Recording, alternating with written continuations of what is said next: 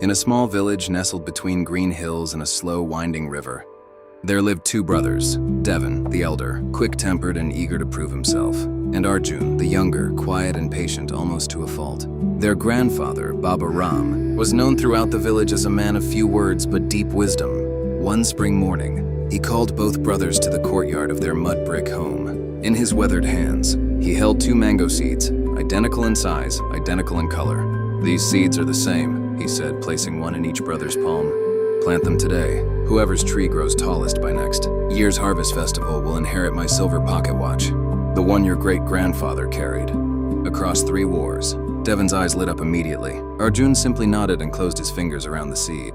That afternoon, Devon marched to the open field behind their house, where the sun beat down without mercy and the soil was loose and sandy. "This is where things grow fast," he told himself, digging a hole with confident, hurried strokes. Arjun walked the other direction toward the riverbank, where an old banyan tree cast a wide, cool shadow.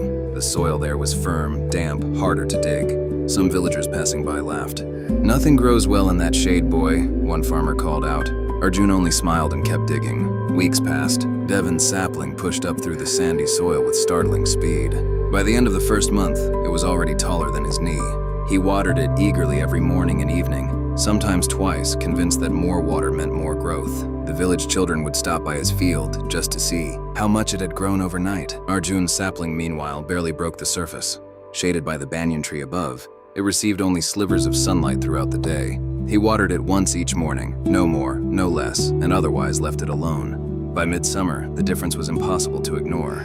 Devon's tree stood taller than him, its branches already reaching outward, thick with leaves. Arjun's tree was still barely past his waist, thin and unassuming. At the village well, where women gathered water and news traveled fast, Devon's growth became the talk of the season. "That boy has a gift," they said.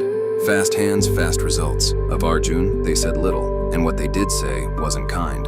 Poor boy planted in the wrong spot. Should have followed his brother. Devon, hearing this, grew bolder. Each evening at dinner, he'd mention his tree, how tall it had grown, how the neighbors admired it, how certain he was of winning the watch. Arjun ate quietly, saying nothing, though the words stung more than he let show. One night, lying on his mat, Arjun turned to Baba Ram, who sat outside smoking his pipe under the stars. "Baba," he said, "should I move my tree? Plant it somewhere sunnier, like Devon's?" Baba Ram was quiet for a long moment. Then he said, "Tell me, Arjun, when you touch the soil near your tree, what do you feel?" Arjun thought, "It's cool, firm, hard to move." "And Devon's soil?" "Loose, warm, soft." Baba Ram nodded slowly. "A tree in loose soil finds water easily, so its roots stay near the surface. They never need to search. A tree in firm soil must work for every drop, so its roots go down and down and down, long before you ever see it in the branches above." He tapped his pipe against his palm. "You are not behind, boy. You are underground, doing work no one can see. Don't let what you cannot see convince you that nothing is happening." Arjun said nothing, but that night, for the first time in weeks, he slept without worry. Part 3, the long middle. The months that followed were the hardest. Autumn came, and Devon's tree, now well past head height, began to bud small green fruit, far earlier than any mango tree should. The village buzzed with astonishment. Devon walked with his chest puffed out, greeting everyone as though he'd already won. Arjun's tree had grown, but modestly. It stood chest high now, its trunk thicker than before, its few leaves a deep, healthy green. It bore no fruit. Some evenings, Arjun would sit beside it after his chores, not speaking, just resting his hand against the bark, feeling it there, steady, alive, unhurried. There were nights he doubted himself badly. He'd walk past Devon's field on his way home and see the tree glowing in the moonlight, heavy with early fruit, and feel something twist in his chest. Not quite jealousy, but close to it. A tired, aching wish to have something to show for his patience. One such evening, he found Baba Ram waiting for him at the gate. "You've been comparing again," the old man said. It wasn't a question. Arjun sighed. "I try not to, but it's hard, Baba. Everyone sees his fruit. No one sees my roots." Baba Ram placed a hand on his shoulder. "That is the nature of roots, my boy. They are never for the crowd. They are for the storm." He paused. "Devon is not your rival. He was given different soil, different sun, a different season entirely. His race was never yours to run. The only comparison worth making is between the boy you were last season and the boy you are now." Arjun looked down at his own hands, rougher now, stronger from a year of quiet, steady work. He realized for the first time that he had grown too, just not in the direction anyone could easily see, the harvest. Festival was 2 weeks away when the sky over the village turned, the color of iron. The storm that came was the worst in a generation. Winds that tore thatched roofs clean off homes. Rain that turned the fields into rivers overnight. Families huddled indoors, listening to the world shake outside.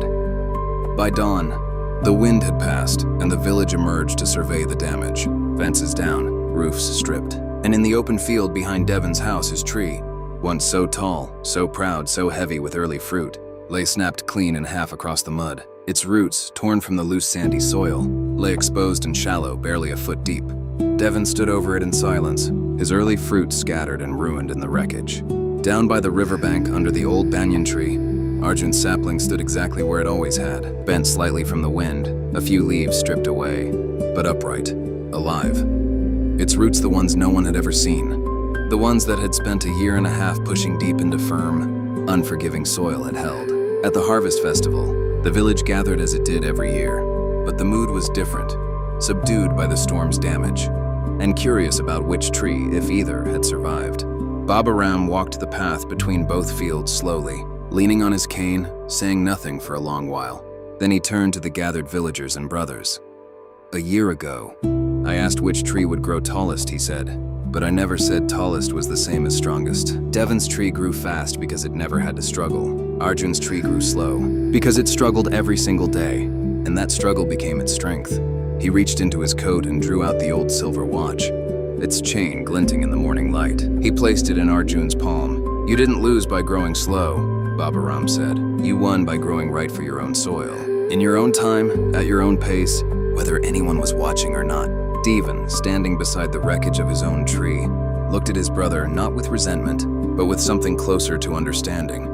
"I always thought I was ahead of you," he admitted quietly. Arjun shook his head. "You were never behind me, and I was never behind you. Devon, we were never in the same race. The morale. Someone else's growth will always look different from yours faster. Taller, easier from a distance, but you don't know their soil, their sunlight, or the storm still waiting for them. Comparing your timeline to someone else's only distracts you from tending your own roots. Grow deep before you grow tall. The version of you a year ago is the only fair comparison there ever was. Your pace is not your failure. It might be the very thing that helps you stand, long after the loud, fast growth around you has fallen.